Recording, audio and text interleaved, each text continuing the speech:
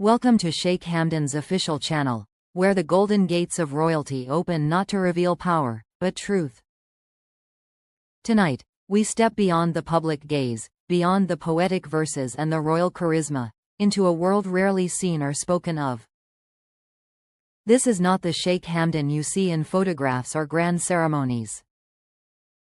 This is the Hamdan who writes at 3 a.m., who finds peace in the desert's silence, and whose heart beats to a rhythm no crown can silence. What no one told you about Sheikh Hamdan's private world will not only surprise you, it will change how you see the man behind the throne forever. Behind the grandeur of palaces and the glitter of Dubai's skyline lies a soul that seeks simplicity. In his private world, Sheikh Hamdan often trades the roar of royal processions for the whisper of the wind across the dunes.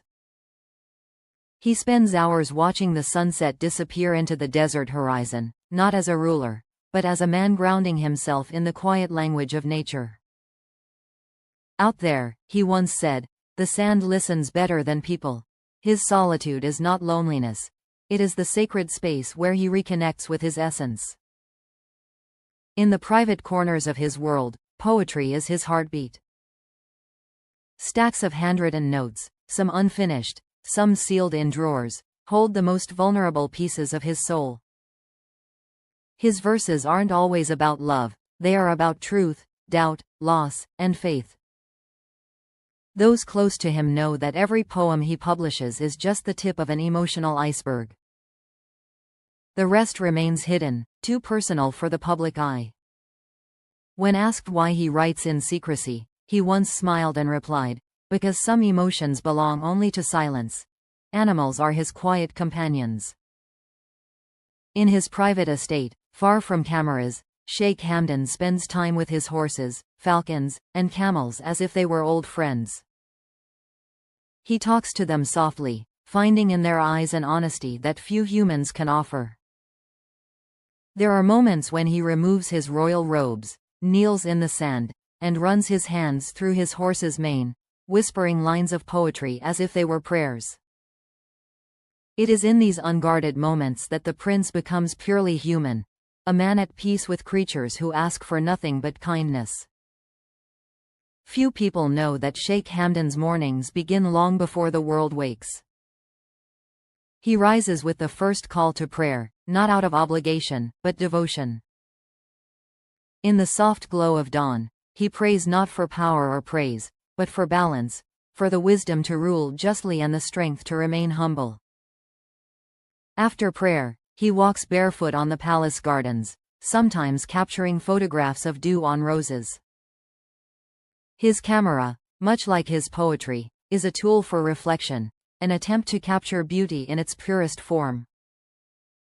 The world sees his smile, his charm, his leadership, but what no one tells you is how much he gives of himself to maintain that serenity. Behind every calm glance is a man who has learned to tame storms within. He carries the weight of expectation with grace, but in private, he often questions himself, not out of weakness, but out of the desire to remain genuine. A leader, he once said, must never let power outgrow his compassion. That single belief shapes everything he does when no one is watching. In his inner world, friendships are few but deeply loyal. Those who truly know him describe his trust as sacred, something earned over years of honesty and quiet understanding. He has no patience for pretenders, no space for flattery. Instead, he values those who speak truth even when it's uncomfortable. Around his closest circle, Sheikh Hamdan laughs freely, unfiltered, unguarded. His humor, gentle and poetic, reveals a man who knows how to carry light even in heavy times. At times, he escapes to the sea. The royal yachts and luxury vessels may surround him, but his heart belongs to the waves. There, on a small private boat, he writes verses in a weathered notebook, his hair tousled by the wind, the ocean reflecting his thoughts. The sea, he once wrote, is my only witness.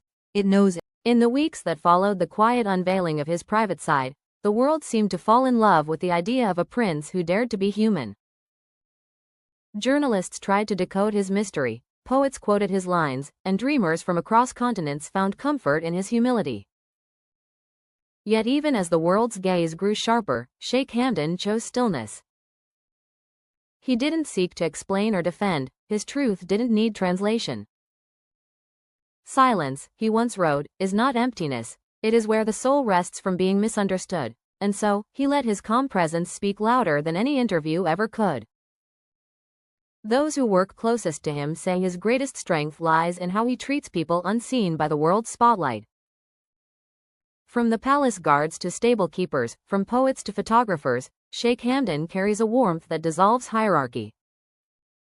He greets them by name, listens with sincerity, and never allows his status to cast a shadow over another's dignity. In his private world, kindness is not an act, it's a rhythm, one he learned from the desert itself. The sand does not choose where it falls, he once said. It simply embraces every step.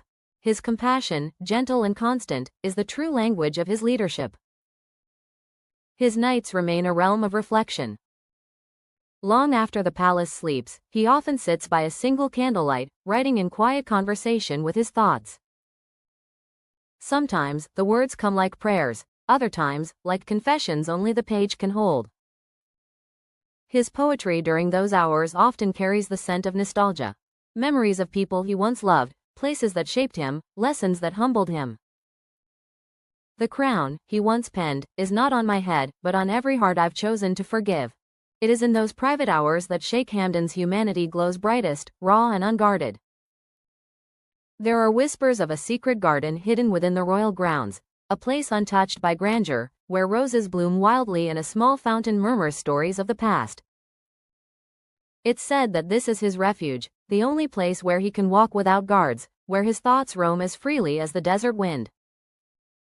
He often brings a notebook there, sitting beneath the shade of a lone date tree, listening to the sound of his own breathing merge with nature's music.